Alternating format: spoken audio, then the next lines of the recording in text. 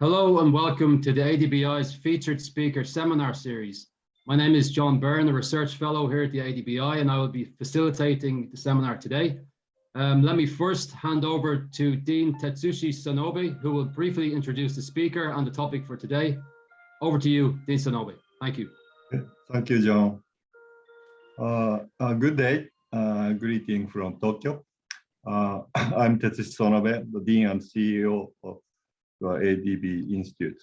Welcome to ADBI Featured Speaker Seminar. Today, we are pleased to feature Dr. Yuqing Xing, Professor of Economics at the National Graduate Institute for Policy Studies, or GRIPS.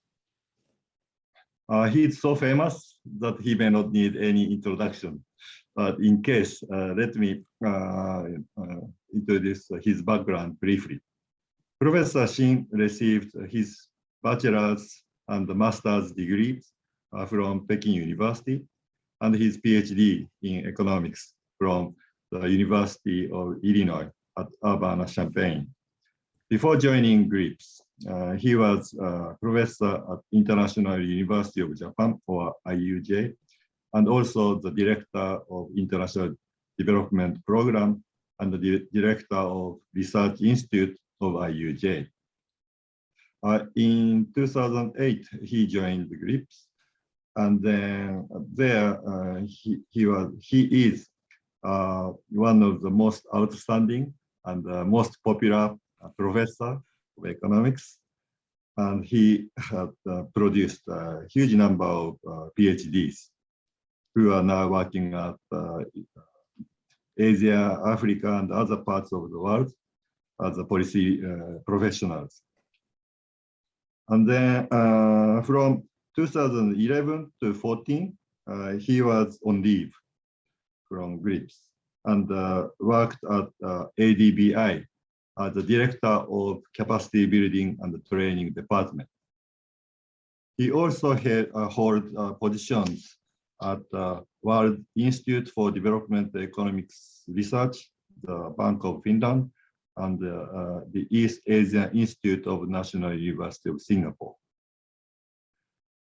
He is a leading expert on global value chains and the China-US trade balance. His research interest also includes foreign direct investment, exchange rate, and the Chinese economy. He is a prolific writer and publishing a large number of academic journal articles and contributing essays to mass media. Recently, he published this nice book entitled Decoding China's Export Miracle, a Global Value Chain Analysis. So he will talk today about these issues. So Professor Yuqing Xing, floor is yours. Okay, thank you very much, Dean. Thank you very much, Dean Sonobe, for your very kind introduction. Actually, I feel very excited to make my presentation today here because I have a very special relationship with ADBI. Let me upload my PPT first. So can you see this? Yes. Okay. Yes, put it on full screen. Yes. Is that clear? Okay. Yes. No. Yes. My today's presentation is based on my newly published book, Decoding China's Export Miracle, a Global Value Chain Analysis. Before I start my presentation, I'd like to say a few words about this paper. This is a ADBI working paper published in December 2010. This paper is the beginning of my research on impact of GVC on trade. When I finished this paper was not so popular because I used a non-traditional approach, that is a case analysis. You know, economists like to use a large sample to do econometric analysis. They think case analysis simply kind of outliner may not be so convincing. I'm so grateful to ADBI, in particular the research director, former research director, Dr. Mario Lambert. He kindly published this as a working paper of ADBI. So after that, this working paper was read by a journalist of Wall Street Journal, Andrew Batson. He wrote a one-page article published in the Wall Street Journal. After that, I think journalists first follow my research. Then academic, a scholar gradually accept my approach. Now GVC have become a very popular approach to study international trade and economic issue.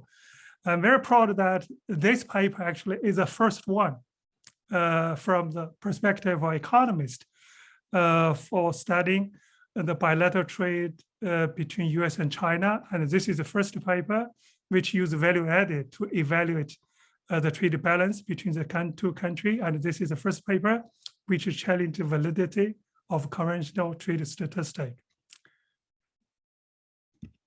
This is my book. I just want to a little bit promotion about my book. There are 8 chapters in this book. First chapter is introduction. Second chapter is an overall review about China's export miracle between 1980 to 2018. Chapter 3 basically analyze why GVC have been so important to the explosive growth of China's export. In chapter 4, I discussed, if we examine US-China trade imbalance, that is a major trigger of ongoing China-US trade war, we may have different perspective, and we may have a different result about the true trade balance between the two countries. In chapter 5, I simply discussed how the exchange rate have impact less of bilateral trade balance. So the exchange rate power or effects are not as powerful as what economic textbook teach us. In chapter 6, I briefly discussed the environment, the policy environment, which enable Chinese company to integrate with global value chain easily. So in chapter 7, I use China's mobile phone industry as a case to discuss how developing country could catch up industrialized country by following global value chain strategy. So the last chapter I discussed, I think, very important policy issue. It's very particularly important in today's context, the China-US trade war and the pandemic. Due to the time limit, so today I cannot discuss the book. So I basically focus on chapter 2 and 3. If I have time, I will discuss chapter 7. Chairman, John, please stop me if I run out of my time. Okay, first I'd like to discuss why I call the export growth of China since 1980 up to now is an export miracle. I simply show you a few stylized effects to support my argument. This figure shows the export of China, Germany, Japan, and US from 1980 to 2018, measured in the share of world total export. Basically, that shows the share of each country at each year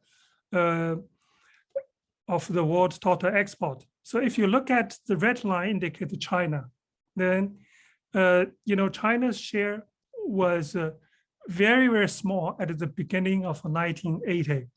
But China surpassed Japan in 2004. So in 2004, China accounted for 6.4% of world export, bigger than that of Japan. Then this is the first milestone, because at that time, Japan was the largest economy in Asia and the second largest in the world. So in 2017, China surpassed US, turned to the second largest economy. By 2019, China surpassed Germany, turned into the #1 world exporting nation. This, I think, is a miracle, right? But I'd like you to pay attention to two facts. Number one, before 1980, China was a closed economy. That basically means in 3 decades, China turned into the #1 world exporting nation. So that is a miracle from my point of view. Second, when China surpassed the Germany and turned into the #1 world exporting nation, China's GDP per capita was less than 4,000 US dollars. What does that mean? That basically means at that time, China was far away from industrialization. China was a low middle income. Okay, so we should keep in mind about those two facts. Second, it is even more impressive if we look at a specific category, that is high technology. So in 2007, China was the #1 exporting nation in high-tech products. Well, I think it's reasonable and it's easy to understand for policymaker and scholar that China is #1 in labor intensive. But in 2007, at that time, China's GDP per capita was lower than 3,000. China turned to #1 high-tech products exporting nation. Is that a miracle? Yes, that is a miracle. Not only it is #1 and its total export in terms of quantity was so huge. That is in 2007, 342 billion US dollar. At that year, US export around like a 250. You know, US is a non-disputable world leader in technology. Nobody would, argue about that. But why China turned to #1 in terms of high-tech, exporting nation? If you look at 2017, China's exporting high-tech almost doubled compared with that in 2007, reached 654 billion. During this period, US high-tech export decreased, and Japan and Germany's high-tech remain roughly constant. On the other hand, if we think which country invented all those technology products we use today, and which country's company monopolize IP of all the technology products we use today, they have nothing to do with China. So on the one hand, this for me is definitely a miracle. On the other hand, I think this fact let us think deeply. What are the major reasons behind this kind of miracle? Then let's look at this picture. This shows, China's position in the 4 major category of products. That is China's export in terms of share of global export in 4 categories. In electronic data processing and office equipment in 2018, China accounted 36.2%.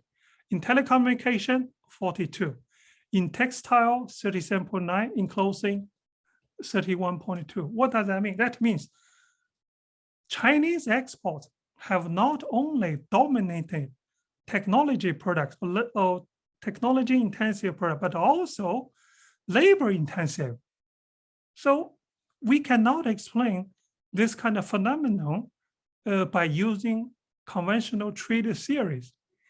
So if you think more in textile and clothing, those 2 sectors, Chinese firms do not have any internationally recognized brands, right?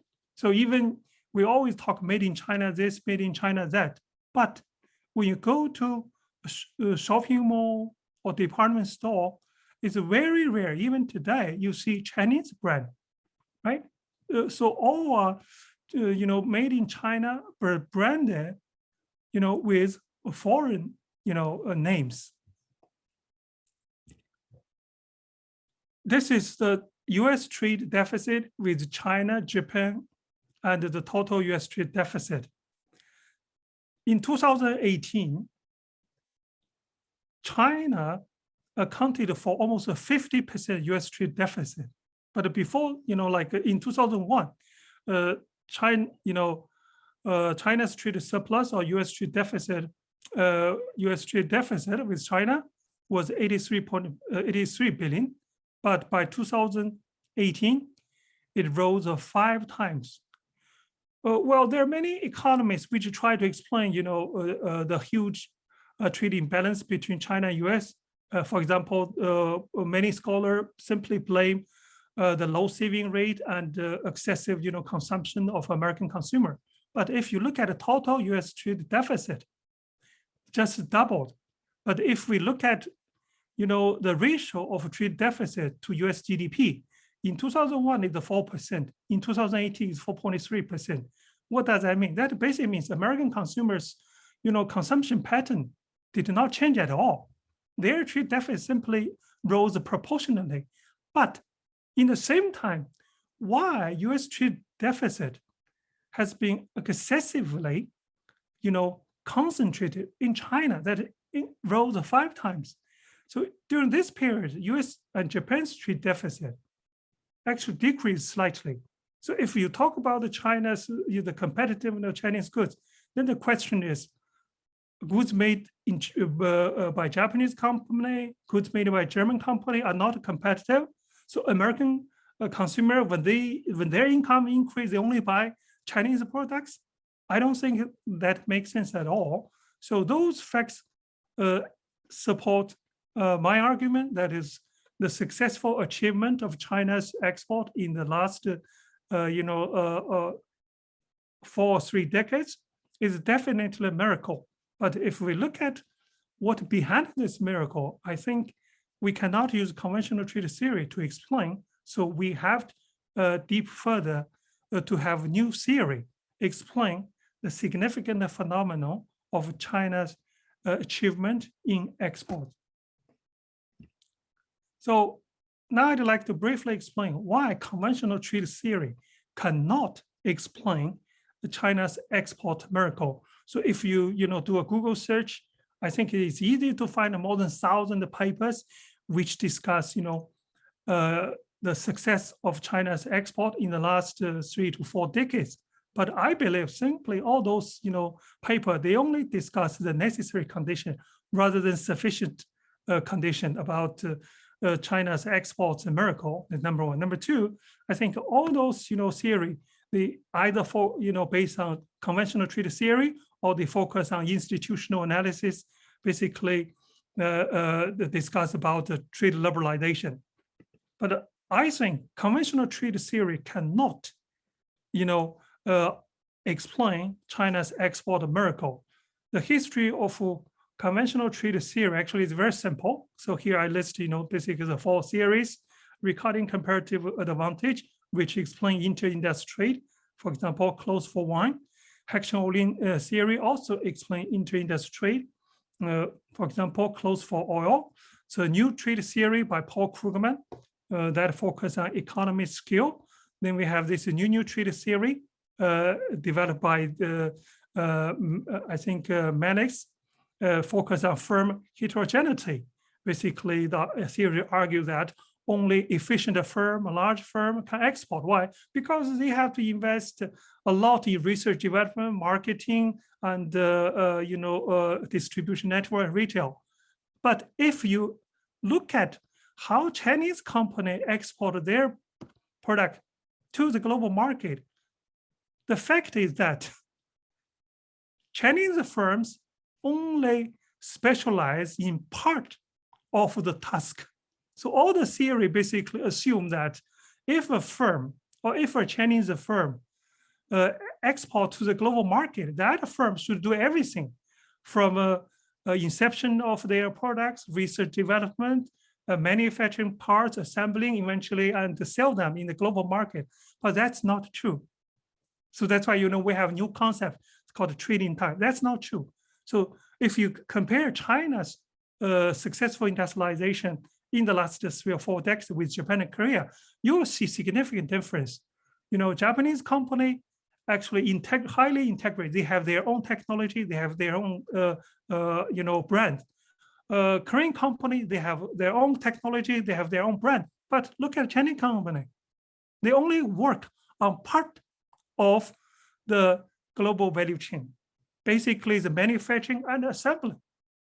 So if we use a smile curve to think about this phenomenon, basically Chinese firm specialize on the bottom of smile firm rather than on the 2 sides of a smile firm. Therefore, I said traditional theory cannot explain. For example, New Treaty theory said firms should invest in R&D marketing.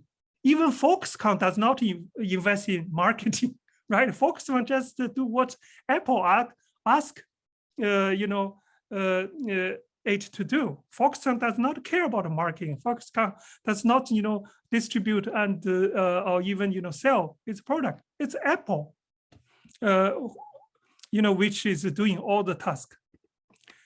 Now I show you some, picture to give you idea the nature of Chinese export. What is the nature of Chinese export? Look, that is designed by Apple in California, assembled in China. This is all iPhone, iMac, Mac Airbook, and all Apple products with this signature statement. I think I'm the first economist who pay attention to this statement. I think before me, nobody care, even nobody pay attention. They just, oh, Apple product so great. Then look at this. This is a Gap made in China. This is a H&M made in China. This is Uniqlo made in China. This is what? Everything made in China in Walmart. So if we think about the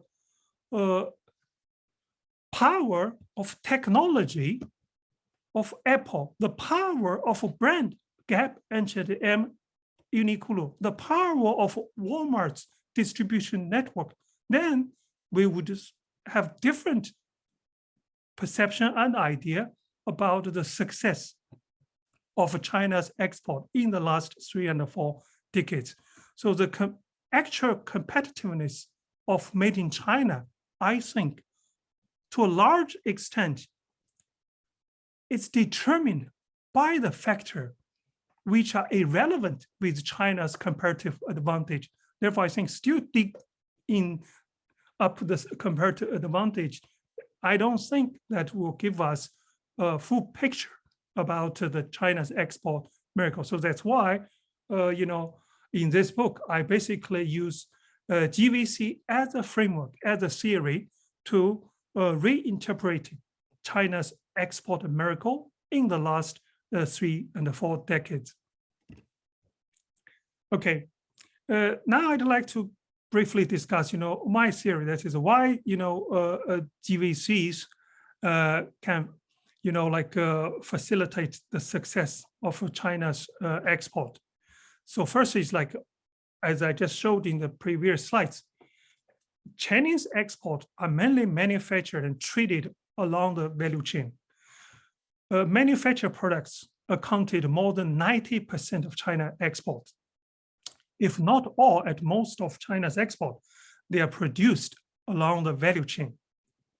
What does that mean? Basically means there are many firms located in different countries jointly, accomplish all the tasks necessary for that particular product, starting from inception, research, manufacturing, assembling, until distribution, and finally delivering the products to the consumer. So the international division of labor in the world economy today has evolved from level of goods and industry to the level of task of same products. All the existing trade theory emphasize international division of labor between 2 products, different products and differentiated products. But now I think the world economy has entered a new stage, I think since 1990, that the international division of labor has been formed along the task of the same products. Therefore, a single country's comparative advantage cannot decide the competitiveness of any products we purchase in the market. There's 3 spillover effects of GVC for Chinese company, and actually for any company which are not lead firm of GVC. So any company, they join global value chain. If they're not the lead firm, they're not the lead firm. Lead firm are the firm which organize GVC. For example, Apple, Toyota, Nike, H&M, Uniqlo. Those are the lead firm, and Walmart. So lead firm organize and operate global value chain.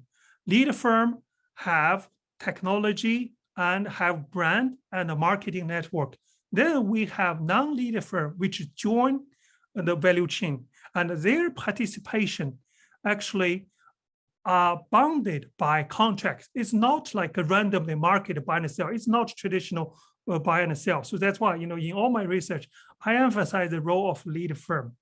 So global value chain actually delivers 3 spillover effects. Spillover effects, that basically effect you benefit, but you don't pay the cost for the benefit of those effects. So the number 1 spillover effect is the brand. If a firm, in particular firm, any firm, in particular firm from developing country, if they want to sell their products, they should have a brand recognized by consumer.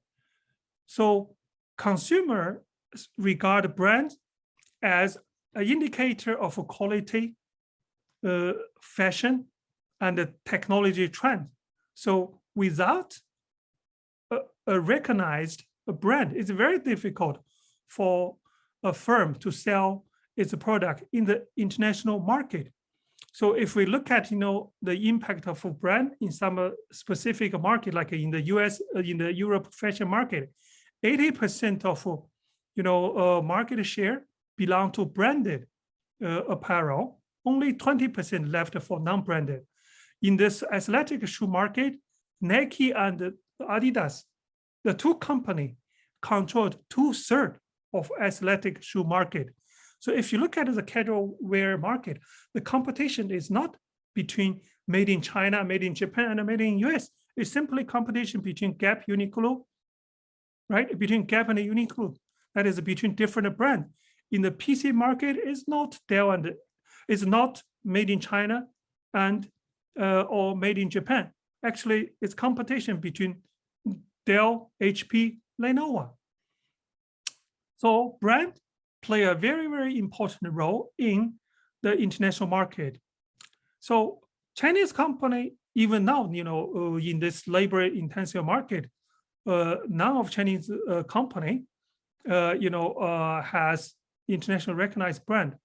So this is a major barrier for them to market their products in the global market. But once Chinese company join a global value chain, for example, a value chain operated by Uniqlo or value chain, run by Walmart, then their products can be sold under the brand name which accepted by global consumer. Therefore, this first spillover effects actually eliminate the barrier of brand for Chinese products to enter international markets.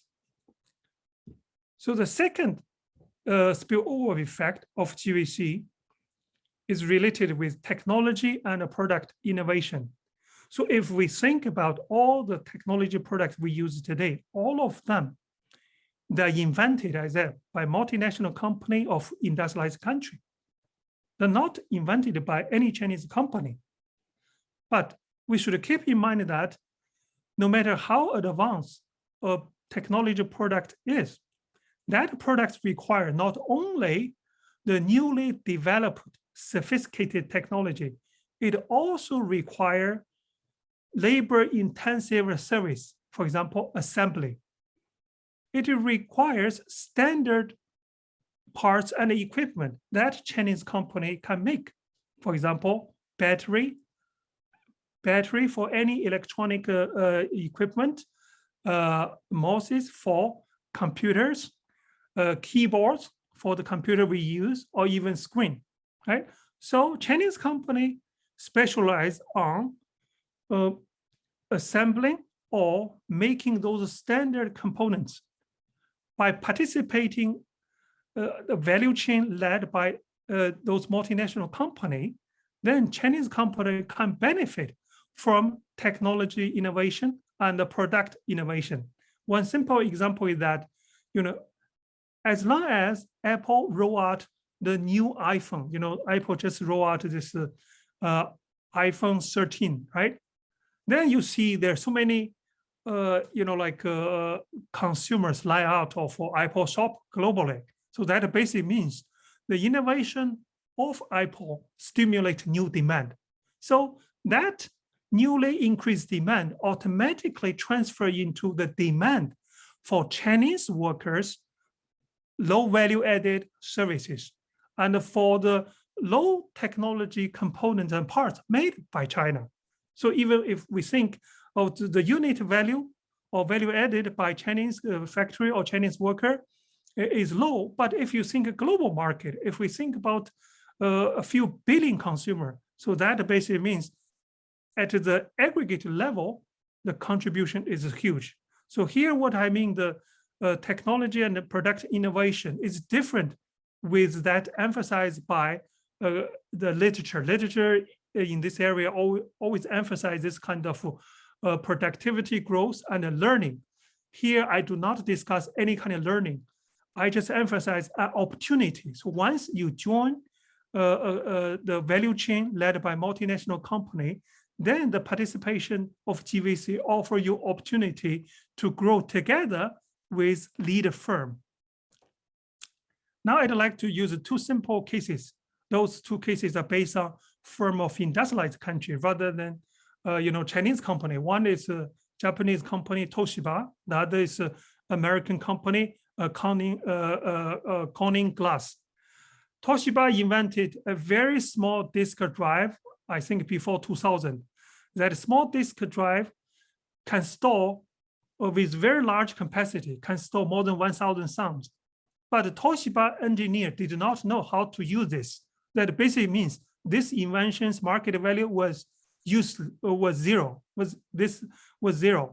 But when Apple tried to develop iPod, the first generation of music player, Apple was looking for a small disk drive with a large capacity, which can store more than 100 songs. Then Apple visits Toshiba, and Toshiba engineer shows Apple this disk. Immediately, the chief architect of Apple for the iPod, Jonathan Robinson, he realized this is the disk Apple needed for iPod. So because of the success of Apple, a useless invention by Toshiba turned to a cash cow. So this is what I mean, a spillover effect. Similar story for the Corning Glass. Now, I think all the mobile phone and this, mobile device use this Gorilla Glass. Gorilla Glass was invented in 1960, but Corning Glass could not find a market to use this until Apple rolled out the first generation smartphone. Why? Because Steve Jobs wanted a very elegant cover that is glass, but with a strong resistance to scratch. So Corning Glass is the right one. Now Corning Glass has become a major cash cow of the company. So the success of Corning Glass is due to what? Is due to the invention of Apple's. So this is also a case of spillover effect of GVC. The last but not the least, that is a distribution and the retail network. In our trade theory, we simply assume, once you can produce a cheap goods, then you can sell. That's not true. That's not true. Your product should be carried by distributors, should be sold by retailers. But in order to do that, it's the company should have reputation. That is, whether distributor, retailer trust the quality of products, whether the distributor, retailer consider your products are preferred or bought and accepted by consumer. So for firm from developing countries, it's very difficult to establish that kind of reputation. It's even more difficult to establish their own global, distribution and retail network. Like Apple has Apple Store online and offline, and Uniqlo has 1,000 stores around the world. H&M, Zara, they have built up their retail store globally. But for firm from developing country, for Chinese company, it's impossible. Why? Because it's very costly. Then once Chinese company become part of their global value chain, so all the Chinese goods, all the product made by Chinese company are automatically distributed and sold through the established distribution and retail network. So that basically means Chinese companies are free of concern that whether they can sell their products and where they can sell their product, whether their products can access millions of households globally. So this is the third spillover effects. Now I'd like to give you some facts, that is how the spillover effects of global value chain help Chinese export enter the global market and drive the exponential growth of China's export.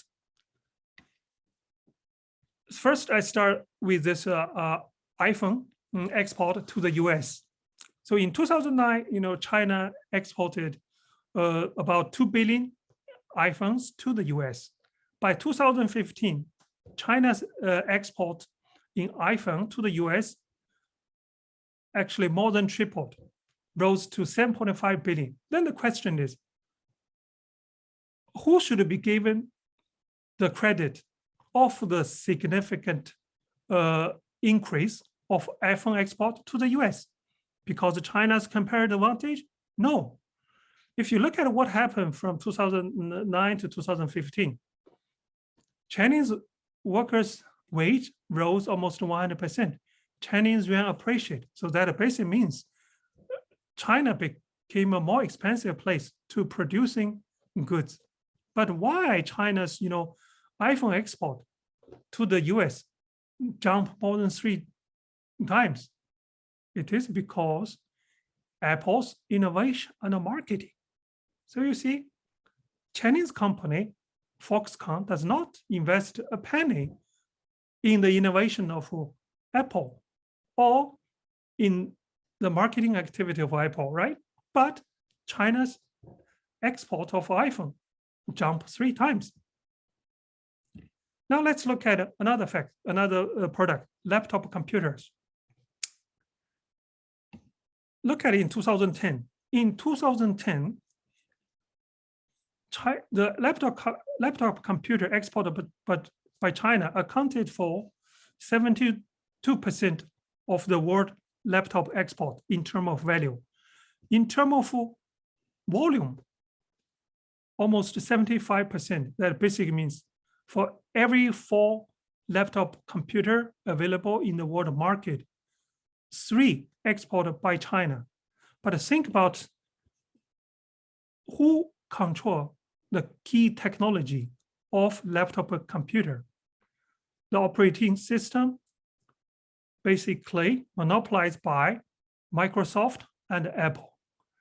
And the CPU have been monopolized by Intel, AMD, and Apple. Before 2010, nobody heard about Lenovo or any Chinese brand in the global market.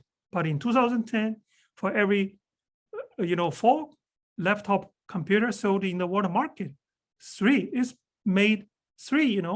was made in China. So this is another example that the Chinese companies which are assembling laptop computer, they are part of value chain. They're part of a value chain led by, this is Dell, Apple, Hewlett-Packard, yeah. So because that, then China's laptop computer export rose rapidly. This is a mobile phone. this is a mobile phone, China's mobile phone export from 2000 to 2012. So this is in $1 million. So in 2000, China exported 22 million. By 2012, China exported 1 billion mobile phone, 1 billion. That is about, I think, more than 80%, China's output. China produced 11.8 billion. I'm sorry, 1.18 billion, but China actually exported 1 billion.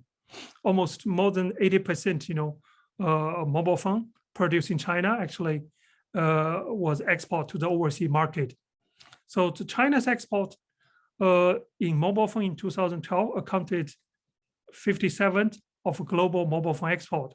But in 2012, no Xiaomi. Xiaomi actually, Xiaomi company was not there. No Xiaomi, no Oppo. So Xiaomi and Oppo actually started later after that.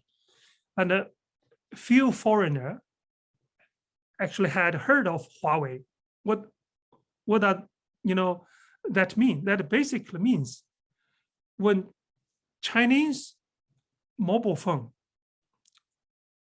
occupied almost 60% of global mobile phone market, there was no Chinese technology used in those mobile phones. And none of them actually carried Chinese brand. So Chinese, mobile phone assembler or maker, they simply, specialize on assembly of the mobile phone. The lead firm like Nokia, Motorola, Samsung, Apple, they are the company who have been doing research and development, who have been doing marketing activity.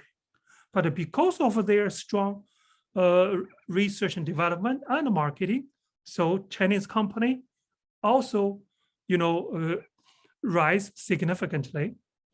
Consequently, China's export surged rapidly.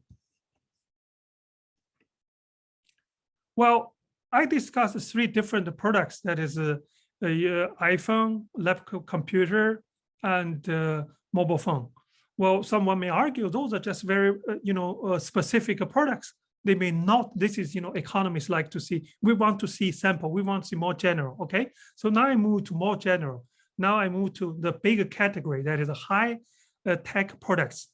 So how general, high-tech product category is? High-tech product currently accounts for almost 30% of China export. So basically, China's exports, there are large portion of those exports are high-tech products. So look at how, China's high-tech exports are produced. So here I show the processing exports as a share of China's high-tech exports. So in 1997, 80% for China's high-tech products were produced in the form so-called processing exports.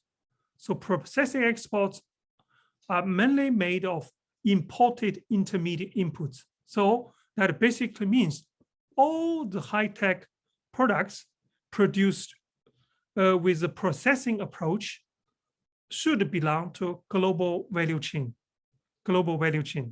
So if you look at this in 2003, 91% of China's high-tech export was processing export. So even in 2016, still more than 60% of China's export was produced in the way of processing export. In other words, most of China's high-techs actually are assembled high-techs with imported foreign components. Most of them are the core components determine technology, functionality of those high-tech products. So clearly, processing export is a subset of global value chain. So actually, in one of my paper, I asked a question: should we consider those high-tech export of China a real high-tech products or assembled high-tech? Because economists often use the share of high-tech products as indicator of China's technology capacity. But here the question is, if not all, most of them assembled with foreign technology, could you argue that as a good indicator of China's technology capacity? I think that is not appropriate. This is the processing export as a share of China's export to the high-income country. So if we look at, Sorry, Professor, could you wrap up in 2-3 minutes? Okay, yeah, I will do that. Thank you very much. Yeah, so if you look at this, you can find that most of China's export into the US, Japan, German market was in the form of processing exports. As what I mentioned, processing export is a subset of global value chain. So that basically means with the help of a global value chain, made in China product enter high-income country easily. Okay, this is another fact I try to emphasize that is Chinese products with a 100% domestic value added. This is very important because now, like many economists, they study about the global value chain. They simply focus on foreign value added embedded in the export. They only classify, export with foreign value added as part of value chain trade. But I disagree with that. Why? Because most of labor intensive and low value added products are produced completely with Chinese domestic inputs. For example, toys, apparel, footwears. But those products actually are made for the lead firm of global value chain. For example, made in China for Walmart, made in China for Uniqlo, made in China for H&M. So that's why, I use this as an example to show the power of a buyer-driven global value chain in driving the growth of China's export. So in 2001, Walmart actually imported 9.5 billion, but in 2013, Walmart imported close to 50 billion. That is 1/10 of US imports from China. Okay, this is, my measurement. I use the share of processing exports in total China's export as indicator about China's dependence on global value chain. Now, I think many scholars, they use OECD, the so-called GVC participation indicator. But if you look at, my measure, for example, in 2005, I think China's export dependence on the GVC is more than 50%, that is 55%. But OECD's GVC participation indicator shows it's just 42%. So my measurement is higher than OECD. Actually, in my paper, in my book, I argue that my measurement indicates the minimum participation. Why? As I mentioned, my measurement and OECD measurement both depend on the foreign value added embedded in Chinese export. The underlying assumption is that if there is no foreign value added, then that export would not be considered as value chain trade. But I disagree with, as I said, Nike shoe made in China and exported to Japan, US, and Europe, that should belong to value chain trade. Okay, I'd like to stop here. Thank you very much, Professor Xing, for an excellent presentation and sticking to the time. We will now open up the floor to Q&A. I can see that we have one question already from Jenny Gordon from the Department of Foreign Affairs and Trade in Australia. And perhaps I can allow Jenny to speak directly. I think it should work if she's there. Yes, I'm here. I've gone on mute. Is that okay? Great, great. So go ahead, Jenny. Please ask your question. First of all, really great presentation. I'm going to have to get the book because it's really interesting and important. My question was just the role of transport costs, which came down massively. So if you think about the sort of balance between the advantages of specialization and scale, on the one hand, bringing down the cost of production, and then the fact that you have to ship these things around from place to place, which is sort of an offsetting. So as the price of transport and communications came down so dramatically over the same period that China really went through this miracle, how much do we weigh those up between the two of those things, and how much of an enabler was that transport cost side of things? And then the other point is that we've just seen a really massive increase in the cost of shipping. Hopefully it's temporary, but with COVID. And to what extent do you think that might derail some of those advantages of this global value chain based, what I call a distributed production export model? Thanks. Okay, thank you very much, Jenny, for your excellent questions. I agree with you 100% that is the significant reduction of transportation costs has played a very critical role in promoting the development of GVC in the last 3 decades. There are many literature actually discuss about why the GVC emerged so quickly in the last 3 and 4 decades. I think one of their conclusion is the significant reduction of transportation costs. Another is like because of development of internet, because the coordination of a global value chain also require very efficient and cheap communication. So with the development of the internet technology, that also reduce the cost of communication.